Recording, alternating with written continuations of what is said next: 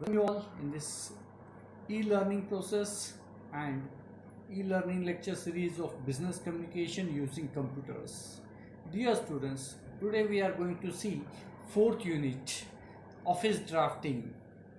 So let's start with this fourth chapter, office drafting. This fourth chapter contains few subtopics. The first subtopic is that formats and guidelines of office drafting. Second point is that formulation, notices and memorandum. Third point is that preparation of agenda and writing minutes of the meeting. Fourth point is that various kind of reports, especially the progress report and accident report. And we are going to see one example of case study. And the fifth point is that summarizing techniques. So before we are going to start, let's have some objectives of business communication. There are 10 objectives of business communication. Let's try to understand them first. The first point is that achieving organization goals. Whenever there is an organization, it has its own goal. Second point is that formulation and execution of plans. When you have decided goals, you have to prepare a plan and you have to implement it. That is execution of plan. Third point is that coordination and cooperation. For the success of that organization, there should be a good coordination and cooperation among all the employees. Fourth point is that developing management and employee relations. It is very essential for the success of any organization that management should have good relations with its all employees. Fifth point is that increasing efficiency. Efficiency is essential part of the progress of that organization. Persuasion. Whenever you are doing something, persuasion of that work is very essential. Seventh point is that maintaining external relations. When you are producing something good according to that quality, the next step is that you have to contact externals with your retailers, your customers, etc. Eighth point is that solving problems.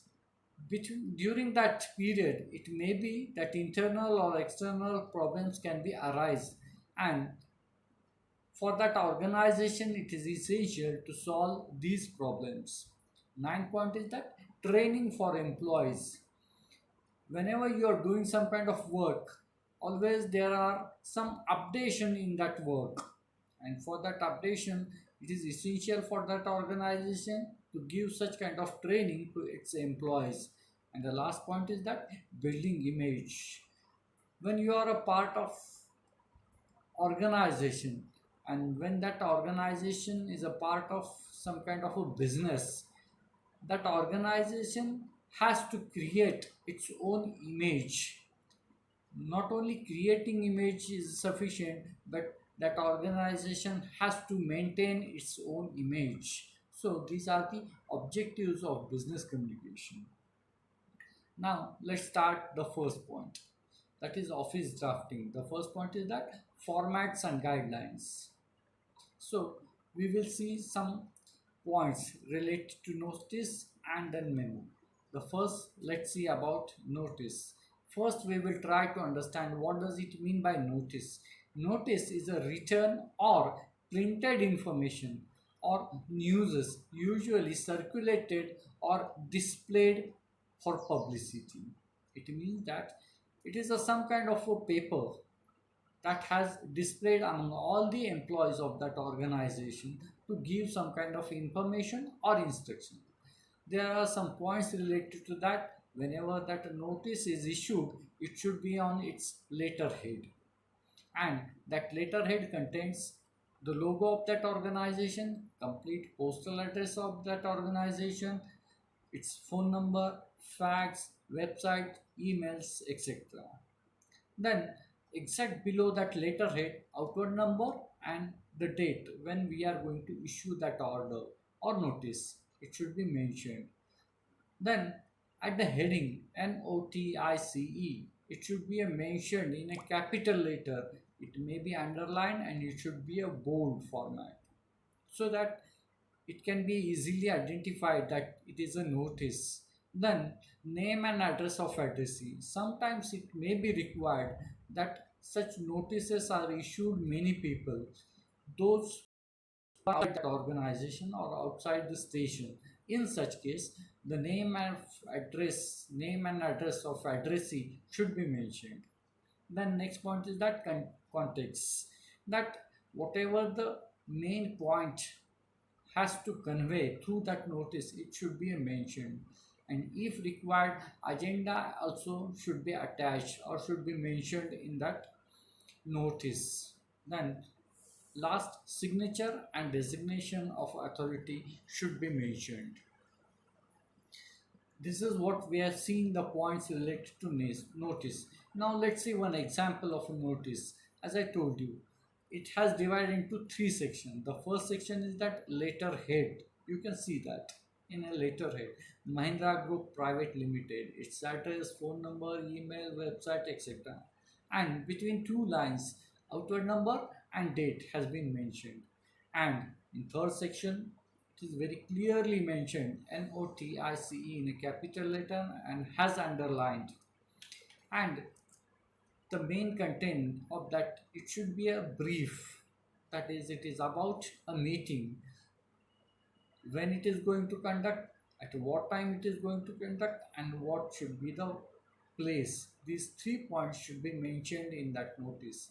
And if required, agenda, that what is going to be happen, what points are going to be discussed in that meeting, it should be a notice.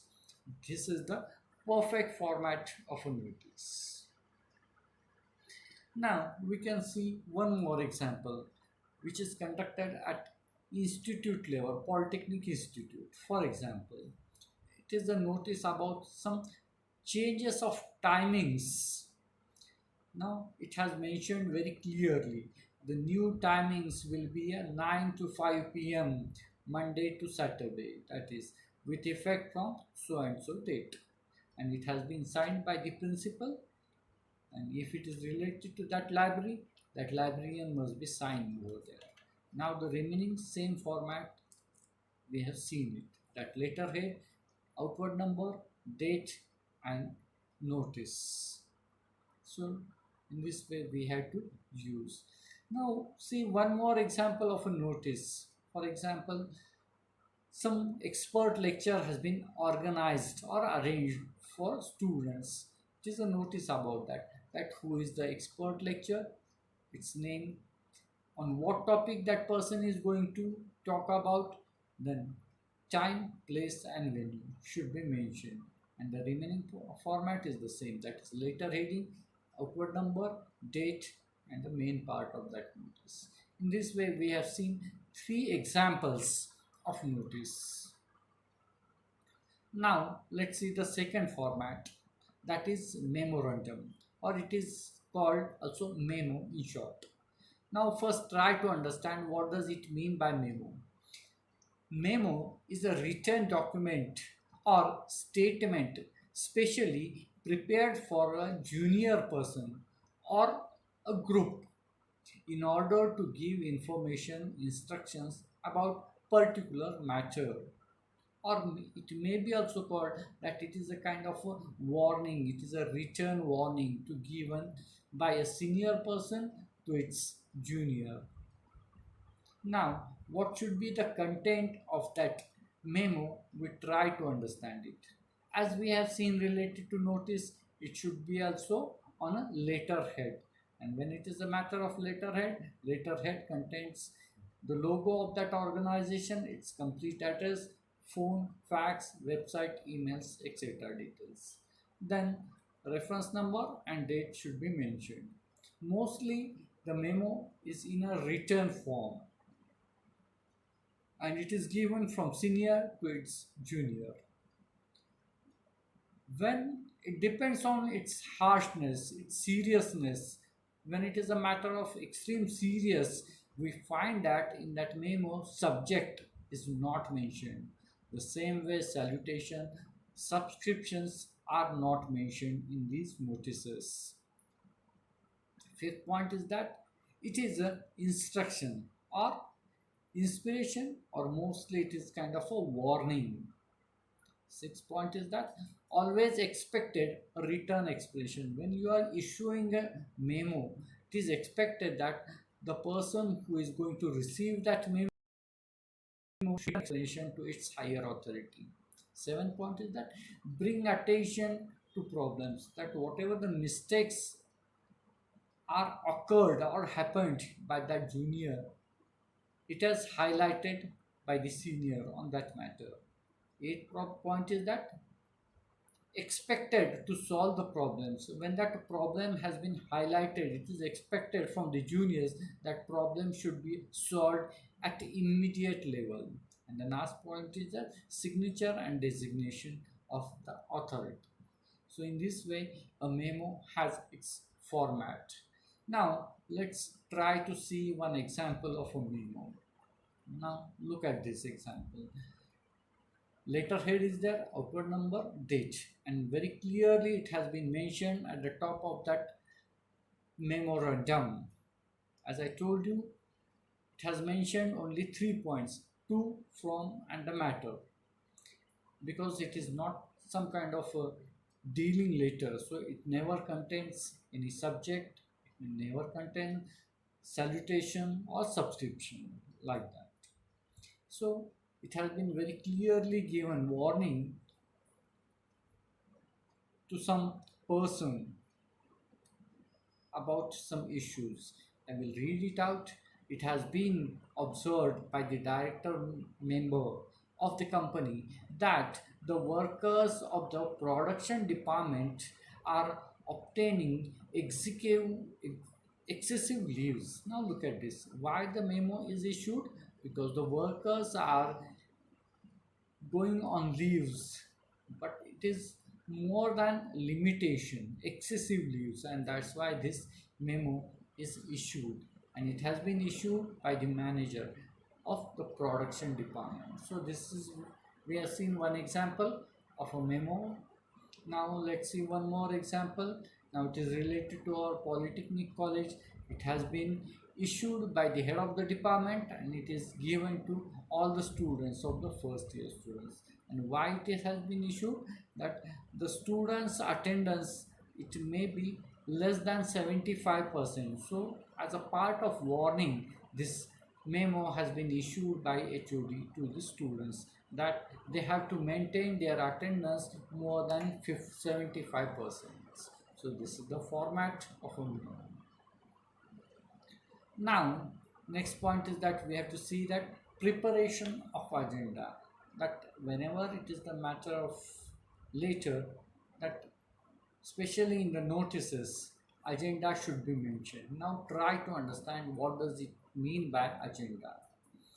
Meeting objectives give a reason to meet. That we have to mention that why we have invited all the persons through this notice. This is the objective. If there is no clear objective, there is no point in meeting. The objective should be a outline exactly why you are holding the meeting and what you hope to accomplish as a result. That why we are going to meet and what will be the output of that meeting. It should be related to that. There are 5 points related to it. Let's try to understand. Send a letter with agenda well in advance. When you are sending letters, it should be sent well in advance, at least 10 to 15 days before. Give details of a meeting, that is date, day, time and place. Then agenda, that is objectives of that meeting should be mentioned clearly.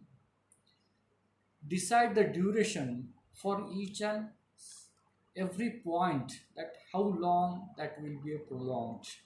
And when we are mentioning agenda, that it should not be a more than 5 points, and it should be in this way: that introduction and review of the previous meeting points and what are the outputs when we have met previously, what we have discussed and what are the outcomes. Then points in this meeting. Now what we are going to discuss in the present meeting. Next point is that Set the target for them. You have to give target for each and every person, that what you have to do, how you have to do, and what will be the time limit for that.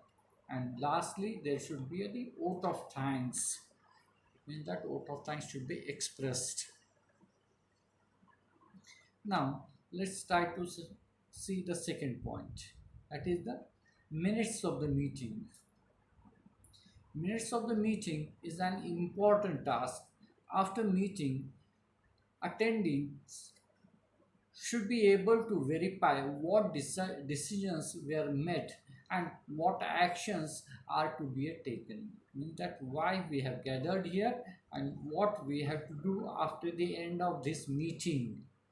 There are only 3 points discussion, that what discussion is going on in this meeting, then action, that what actions we have to take after the end of this meeting, and the third point is that verbatim, that the person who is noting down the minutes of the meeting, he should write exact word what are the uttered or used by the participant of that meeting. So these are the important points related to minutes of the meeting. Now we have to see third point, that is the preparation of reports. We have to see the first point, that is the progress report. It is a document that explains the details how far you have gone towards the completion of a project, that whatever work you are doing, that what is the progress of that project, the activity you have carried out, the tasks you have completed, and the milestones you have reached. It means that how much work you have done and how much work you have to do in coming future. These points should be mentioned in a progress report. Now let's see one example of a progress report. It is a report about some constructions related. JK construction. It is on a letterhead.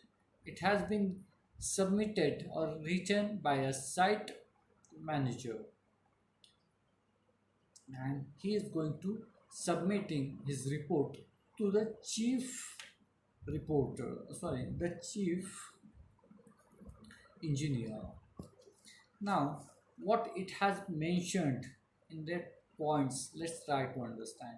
It is about some constructions, that what we have done, that how much target has been decided to complete for that work, completion of the building, and how far we are from now, and within what schedule we are going to complete that work, and what the problems we have faced during that process, and how we have to overcome these problems. So these all points should be mentioned in this progress report, so it can be a very clearly understand by the reader that what exactly is the position of that work, or what exactly is the progress of that work.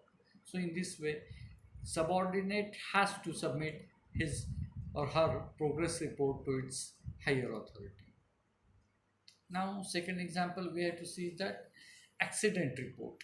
Unfortunately or by mistake, some accidents took place in an organization, and the person who is related to that department, that section, has to submit its report to his or her higher authority. That is called an accident report. So let's see one example of accident report. This is about a polytechnic college. Polytechnic college has a chemistry lab, and something wrong happened during the practical, and some misfortune took place there. A student met with an accident, and he was enough fortunate that major accident was not took place over there. It was small injury related to that, and all kind of information has been given by the person, that is the lab in charge, and he is submitted to his HOD. when he has been writing this report, he has to mention all the details, that what is the name of that student, what is the batch, what was the timing, what was the branch, what kind of practical they were going to conduct, and how exactly that accident happened, what exactly happened during that time. And very important, two points are mentioned, that these points are reasons that why it has been happened, and to avoid such kind of accidents, such kind of events in future, what suggestions or what precautions should be taken by each and every person related to that section. So this is kind of an accident report. Now, the third point is that case study. Case study means we have to see examples, that what exactly is going to be happen in that organization, or from the date of its establishment to till this date. So let's see one example of a case study. To understand this case study, I have chosen one company, that is Bajaj. We know it very well. So the starting of this Bajaj company, you might have heard about Jamnalal Bajaj, the founder of the Bajaj company. Then even we know the famous name is that Kamalnayan Bajaj, and apart from that, the latest name is that Rahul Bajaj, very famous. And this is a family tree of Bajaj. Now let's continue. Bajaj Auto Limited. It is about Bajaj Auto Limited. That at first you have to give brief history about that organization, that when it has been started, who has been established, who was the manager, who was the director, who was the founder member, who is the current CEO of that organization.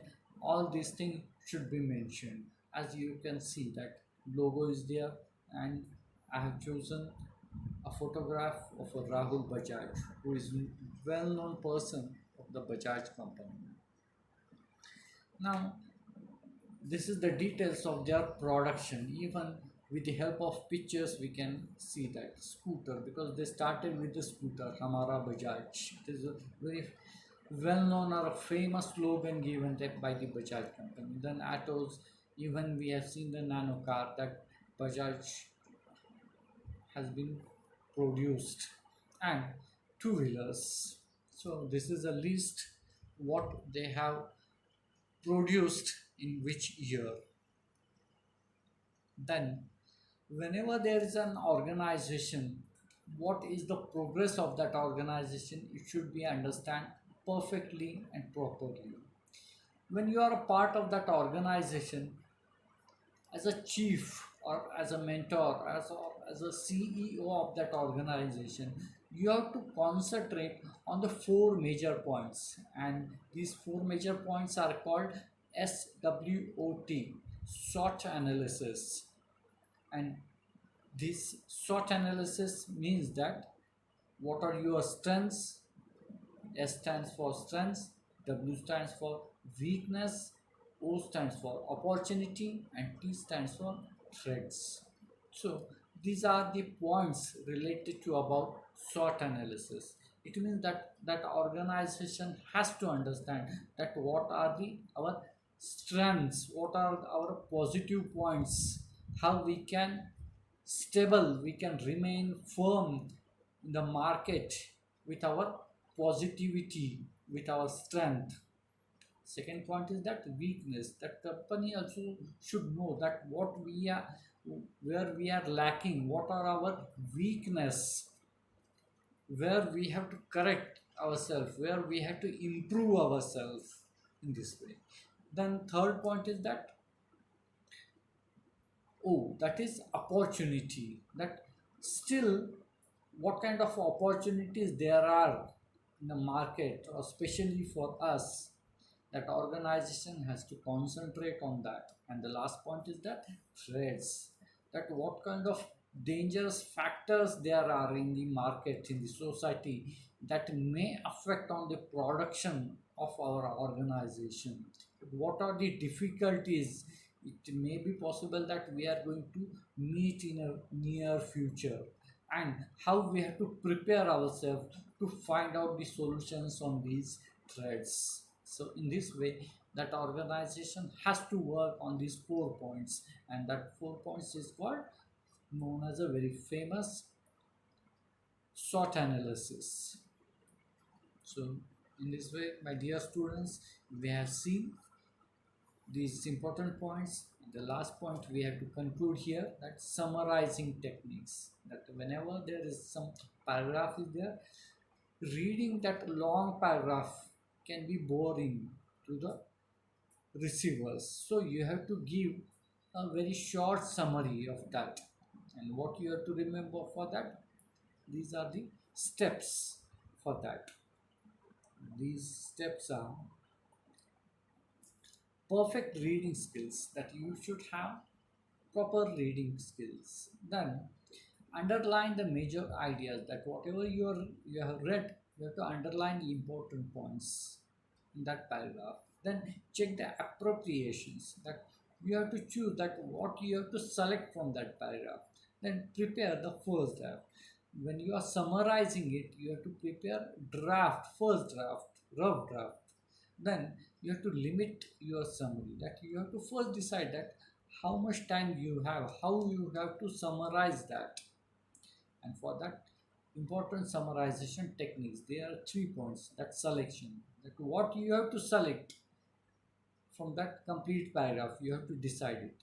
What you have to reject, rejection, that what you have to give up, what you have to reject from that. And then last point is that substitution, that you should not use the same words, same sentences, same paragraphs when you are summarizing it, but you have to find out the substitute. What are the substitute words for that? And you have to choose them, you have to select them, and then you have to summarize it. So in this way, we have seen fourth chapter. It is related to office drafting. So this is enough for this lecture. We will stop here, and we will meet in the fifth and the last lecture in next e-lecture series. So we will stop here. Thank you, students. I hope you are getting it perfectly and understanding it. Thank you. Thank you very much.